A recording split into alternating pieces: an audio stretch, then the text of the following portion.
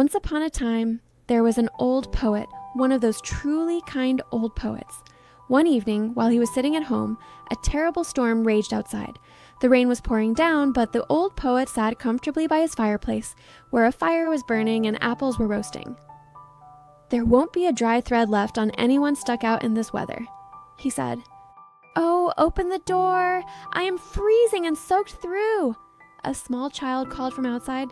The child was crying and knocking on the door while the rain poured down and the wind rattled all the windows. "Poor thing," said the poet. He got up and opened the door. Standing there was a little boy. He was naked and water streamed from his long blonde hair. He was shivering with cold. If he hadn't been let in, he surely would have died in the storm. "You poor little thing," said the poet, taking his hand. "Come here. I will warm you up soon. I'll give you some wine and an apple, for you are such a lovely boy." And he really was. His eyes sparkled like two bright stars, and even though water dripped from his blonde hair, it still curled beautifully. He looked like a little angel, but he was pale from the cold and trembling all over. In his hand he held a magnificent bow, but it looked entirely ruined by the rain, and the colors on the pretty arrows had run together from the wetness. The old man sat down by the fire, took the little boy onto his lap, wrung the water out of his hair, and warmed the boy's hands in his own. Then he made him some hot mulled wine, which quickly revived him.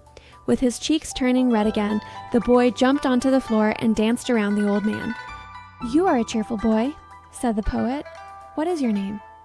"My name is Cupid," he answered. "Don't you know me? There is my bow. I shoot with that, you know. Look, the weather is clearing up, the moon is shining."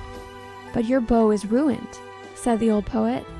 "That would be too bad," said the little boy, picking it up and examining it. "Oh, look, it is completely dry and isn't damaged at all. The string is tight, I'll test it." So, pulling it back, he knocked an arrow, took aim, and shot the kind old poet right in the heart.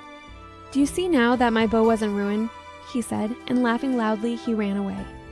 What a naughty boy to shoot the old poet like that. The poet had taken him into his warm room, been so kind to him, and given him the finest wine and the best apple. The good old man lay on the floor crying. He had truly been shot in the heart. "Oh," he cried, "what a naughty boy this Cupid is. I will tell all the good children about this so they can be careful and never play with him, or else he might hurt them." And all the good children, both girls and boys, whom he told about this, were on their guard against wicked Cupid. But he tricks them anyway, for he is very cunning. When university students come out of lectures, he walks beside them with a book under his arm, wearing a black coat. They don't recognize him. And then, if they link arms with him, thinking he is a student too, he sticks an arrow into their chest.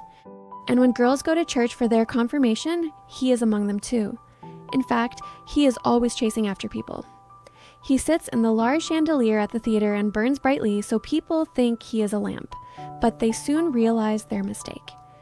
He walks around the castle gardens and on the public walkways. Yes, once he even shot your father and mother in the heart. Just ask them, and you will hear what they have to say. Oh, he is a bad boy, this Cupid, and you must never have anything to do with him, because he is after everyone. Just think, he even shot an arrow at your old grandmother, but that was a long time ago. The wound has long since healed, but such things are never forgotten. Now you know just what a bad boy this wicked Cupid is.